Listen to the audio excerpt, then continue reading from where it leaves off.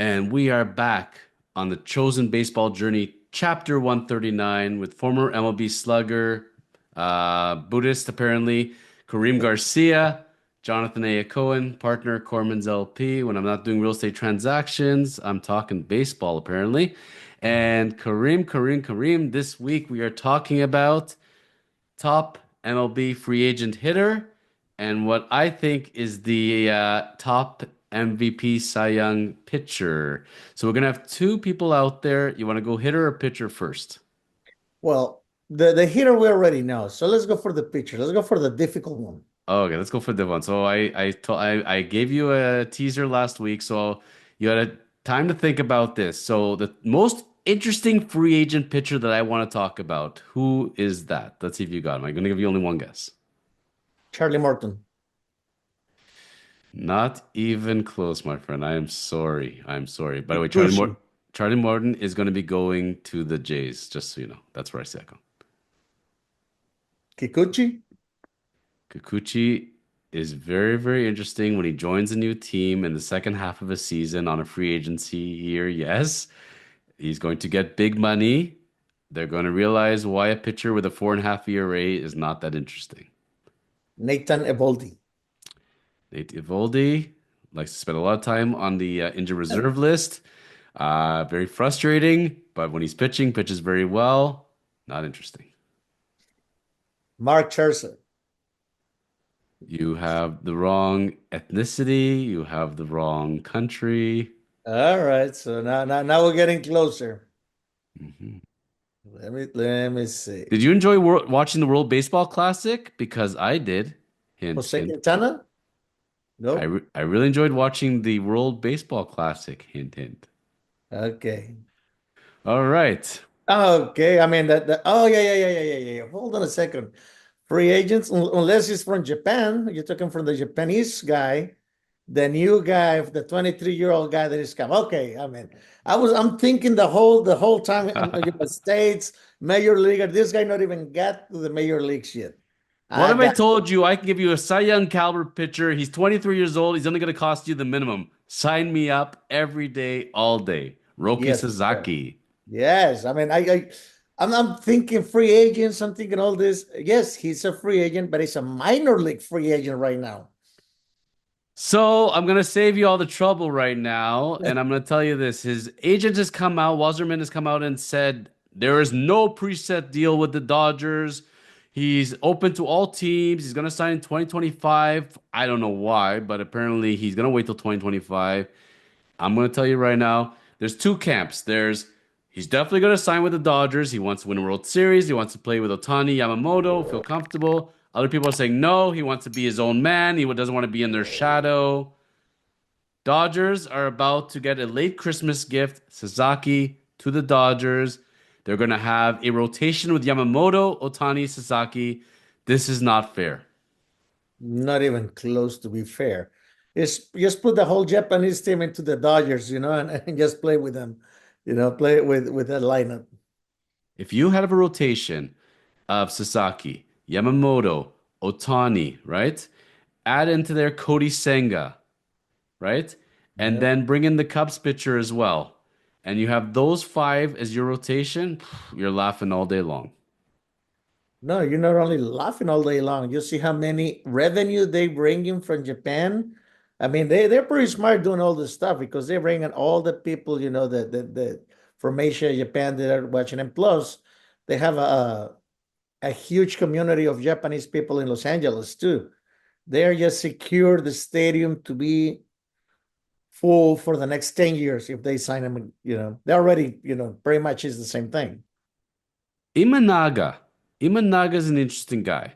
So watching him internationally and him coming over, I got him on both of my fantasy teams, kept him there all year.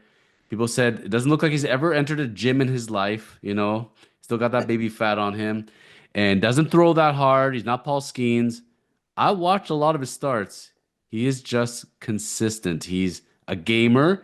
He doesn't take a pitch off. He's always focused and he knows how to get people out. And by the way, he got a lot of strikeouts too. How did the 29 other teams sleep on him? Because they got Imanaga on a really, really good contract.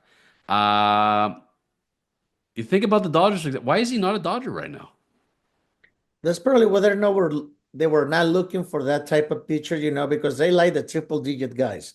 They like the guys that throw hard, that they bring, electrifying stuff to the game, to the pen, whatever it is.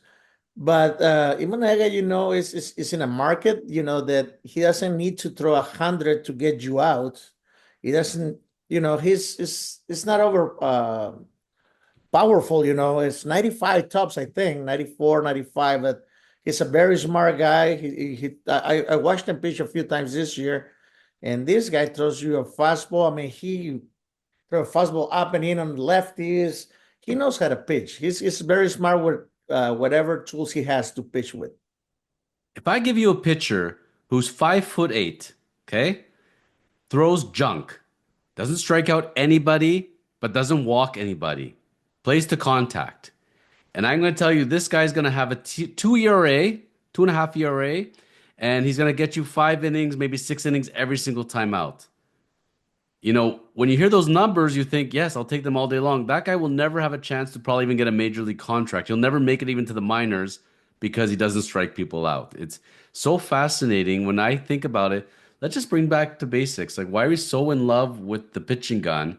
Bottom line is, this guy gets people out. That's all that should matter. But baseball doesn't work that way, does it? Well, people like the adrenaline, the 100 plus mile per hour. Jamie Moyer on this era would have never pitched.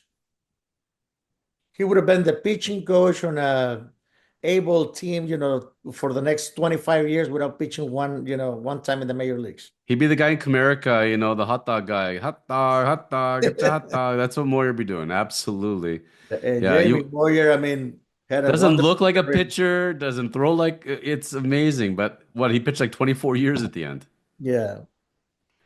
Sasaki, like coming back to Sasaki now.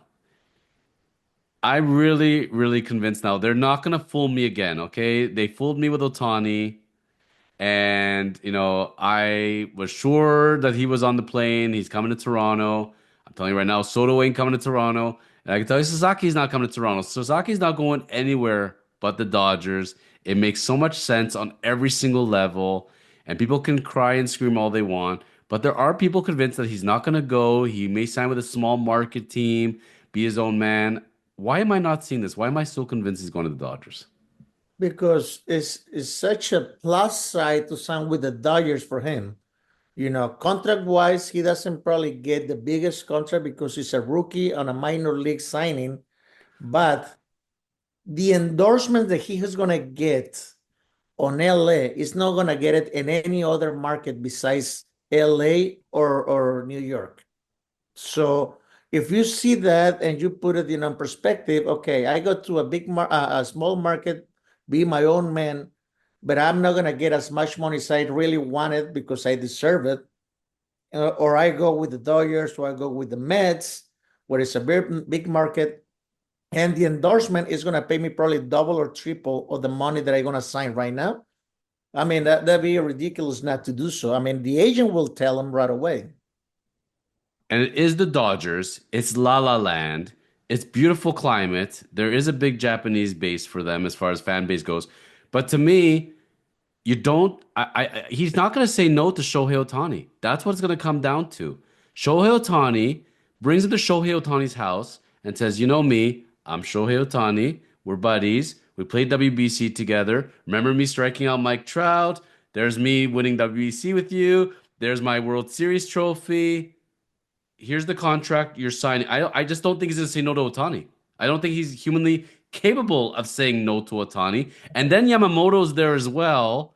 And it's game over. This guy has no choice. Like, Ohtani gets what he wants. He strikes out people on the mound. He gets 50-50 seasons.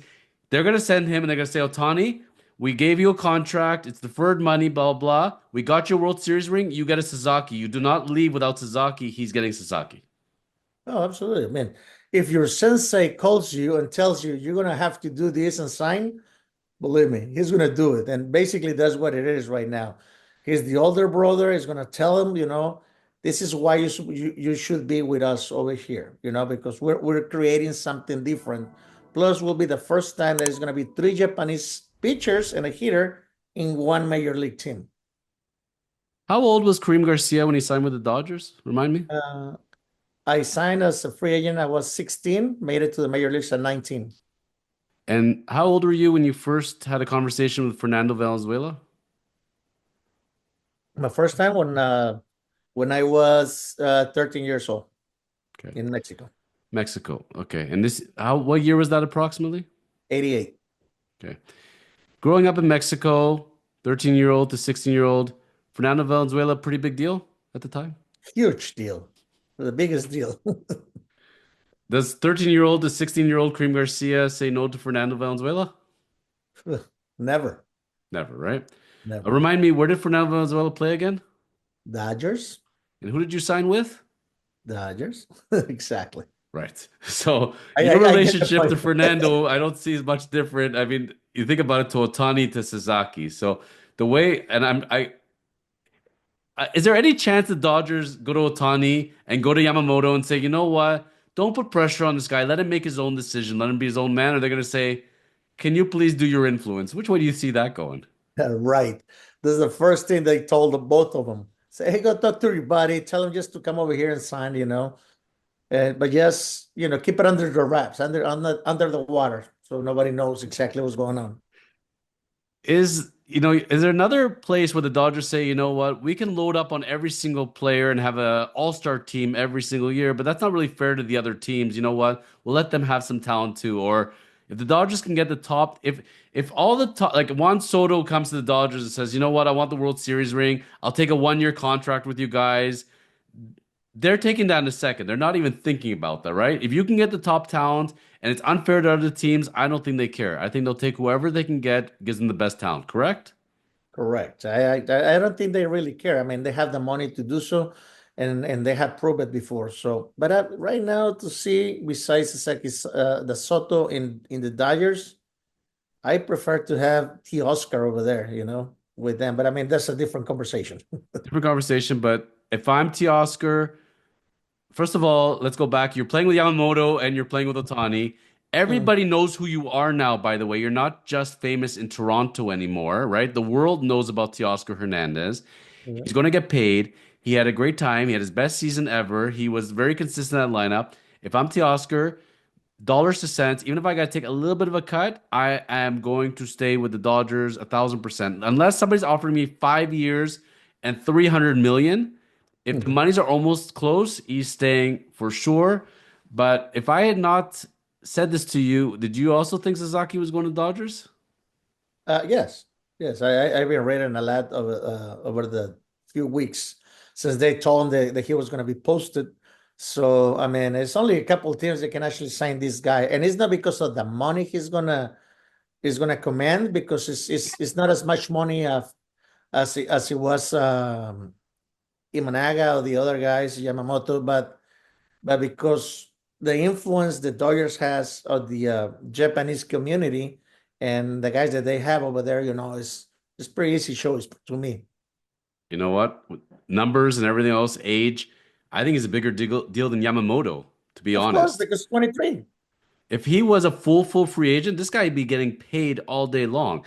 This is a bigger deal than Aroldis Chapman coming over from the Cuba League to the Reds. Because at the time, we knew he threw hard, but we didn't know what he was. Sasaki, we see these numbers in Japan. We know this guy's a winner. He's going to come in there. He's winning 12, 13 games in his sleep. He's going to get a 3.5 ERA in his sleep. He's going to get 150 strikeouts in his sleep. There are 30 teams that would line up. And that's a funny thing. When you're a minor league free agent like this, there's only so much they can offer you. Like everybody's on a level playing field, pretty much. Like, what's the difference of 500,000 to 250,000 in dollars in difference? It's so negligible, but the one thing nobody can give them is Otani and Yamamoto. So Dodgers, Sasaki, done deal. I'm putting us out there on the record. Okay. Now, next question. My question is, when you have those three guys as pitchers, will you bring Otani as a closer instead of having as a starter, so you don't use his arm as much? Not yet, not yet. He's still too young. He's still too good. And to me, it's Otani's call. Like Otani can do whatever Otani wants at this point, you know. And Otani wants to start. Otani's starting for as long as Otani wants. I'm seeing more ages 35 to 37. He should be a closer. Like I think it's gonna be more as long as his arm is holding up and everything. I see him like the John Smoltz and Yeah. Eckersley like later in life, and all of a sudden he's gonna become this dominant closer and he's gonna get like 250 saves later years.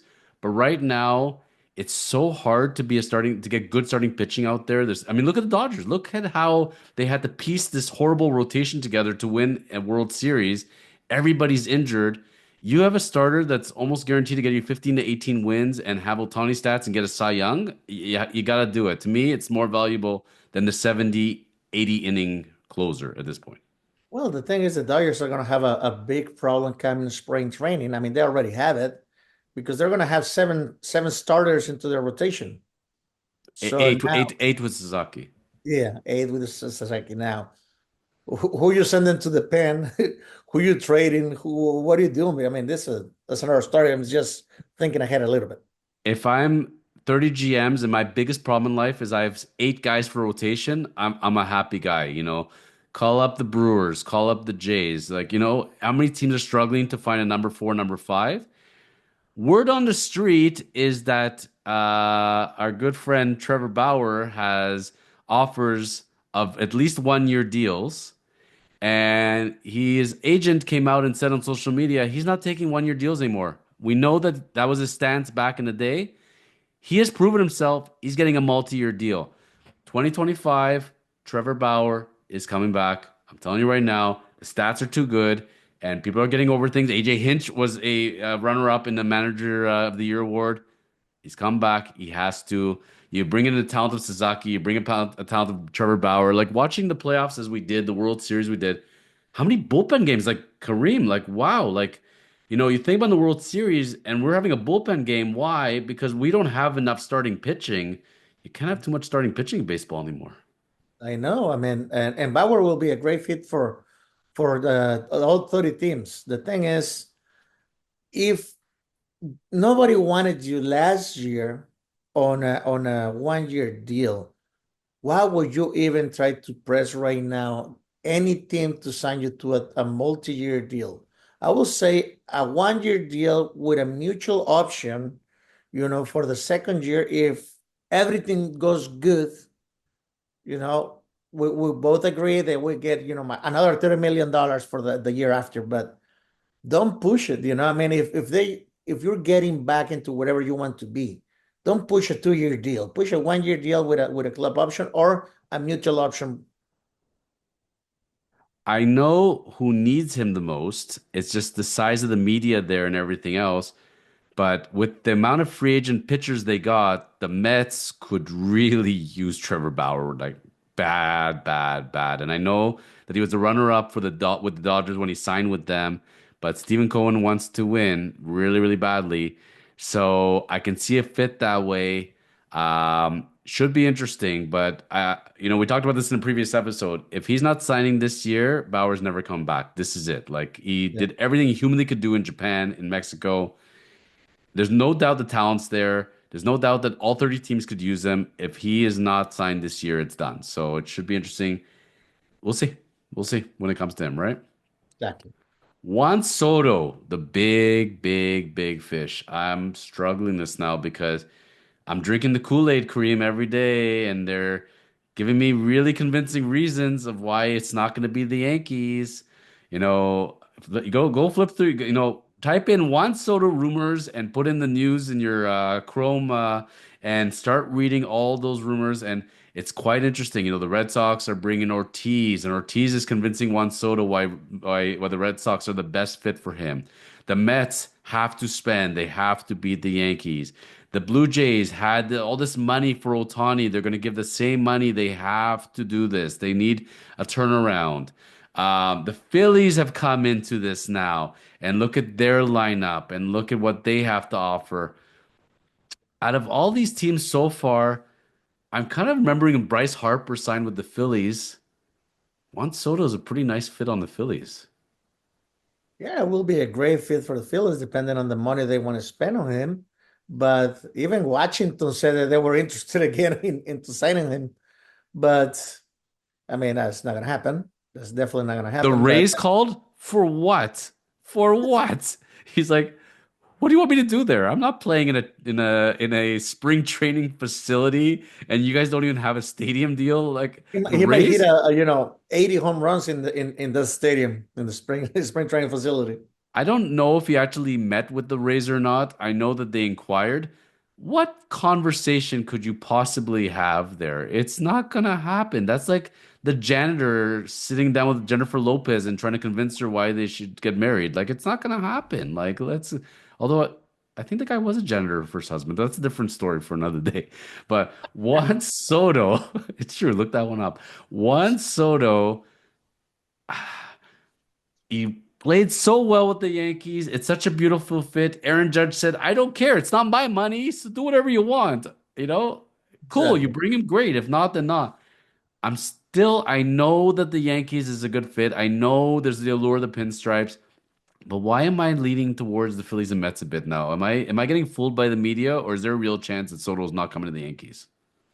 It's probably you're probably right. I think the Mets is they're gonna make the biggest deal out of it. They're gonna probably try to put the most money to keep him in New York, to keep him for them. Uh, because if they don't sign Pete Alonso, that's another guy that you have to, you know, put in there, 50 home runs to 40 home runs. You know, the average of Soto is probably a lot better than Pete Alonso, and on base percentage is better than, I mean, the whole 9 yards. Different players, of course. One is a first baseman, the other one is an outfielder, but I think the Mets are the runner up besides the Yankees. I think the Mets, then Dodgers, Phillies will be on the third, fourth place right there to me. But if the Yankees do not sign Juan Soto, they can probably go over there and spend all those $600 million in four other people, five other people to actually make better that team that is kind of like aging a little bit, with Stanton and a couple other guys in there. So It's funny how there's like dominoes effects, and if one guy changes, everybody changes. I had Pete Alonso in my head going to the Blue Jays. That made a lot of sense on a lot of levels, but that means Vladdy has to go to third base. I'm now seeing the light. Arenado makes a lot of sense that they're going to acquire him from St. Louis, which means they don't have to go through the whole free agency part. He has a certain contract, so they know the numbers. Arenado stabilizes third base for them. That means that Vladdy can go to first base. All makes sense. Juan Soto looks at the Blue Jays, and you're saying, okay, your top two players are all free agents next year. Okay, you don't play on natural grass. It's it's not great what's going on in Toronto. You guys did not have a great season, granted. Okay, what's the plan here? How are you going to do this, considering your top two players are both free agents next year? I I don't see a world how Juan Soto can sign in Toronto, given the amount of stability. Juan Soto signs, and Bichette and Guerrero both leave as free agents next year. Now what? Now what? And all your pitchers are getting older now. I, there was a there was the kind of idea that he liked it there, but I don't see a fit for them. I don't see a world where the Blue Jays get him. I don't think I mean, they're gonna try it like they tried with Ohtani, Yep. but will he sign over there? Probably not. He's probably looking to a team that has the most opportunity to make it to the playoff first and to go all the way to the World Series. And that is only a few teams right now that can actually, you can put them on paper and say, these guys are going to make it to the playoff no matter what. For the Mets, the one guy that I'm kind of leaning towards is Lindor. I feel like Lindor is going to call Soto and he's going to tell him about the vibe and the chemistry. And then, they're gonna call Diaz and talk about how Narcos plays when he comes and runs out, and how the three of us can be all friends. uh, from personal experience, when you talk to players on a different team and talk about your decision, like do players call up other players from that team and say, "Hey, I'm considering the Mets. What do you think?" Do those conversations happen? If you're really good friends with a guy, yes, they ask you, hey, how do you feel if I go this way? Or how do you feel if I sign with these guys? Who do you know on that team? Or what should I expect from that team if you play there? Those questions do come. But like, imagine a lineup of Bryce Harper and Schwarber and Trey Turner and Real Muto.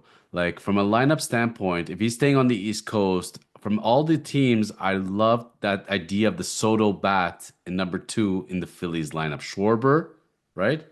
Soto, Harper, all day long. Like, wow, wow, wow, wow. You But got three lefties on a row right there. hey, you know what? When they can Don't hit matter. and get on base, don't matter. Let them all be lefties at that point, right? But I, I if it's not going to be the Yankees, if I'm a betting man, I'm going to Vegas because they have the money, because they got to make a splash, because of Lindor and Diaz. I'm going to go with Mets number two. So I'm going to say Yankees one, Mets number two, Phillies number three. I don't see the Dodgers happening. I don't think he had fun on San Diego. I don't think he's a West Coast guy. And there is a thing about being a West Coast guy versus East Coast guy, right? That's a real thing. Absolutely, absolutely. If he didn't like the vibe over there, we're not even. It's not even gonna go come back. So, Do you, I yeah. think he's staying on the East Coast. But I definitely think he's staying on the East Coast. Do you believe his word when he says, I'm taking the top contract and it don't matter? Like at the end of the day, let's say Milwaukee or Cleveland came to him and said, okay, we're giving you 700 million. Your top offer is 650, so we'll give you 700. To me, there's a lot more to this than every single dollar. There's taxes, depending on where you're playing. The after tax money makes a big, big difference. I'm sure their agents calculated stuff. Scott Boras is not dumb.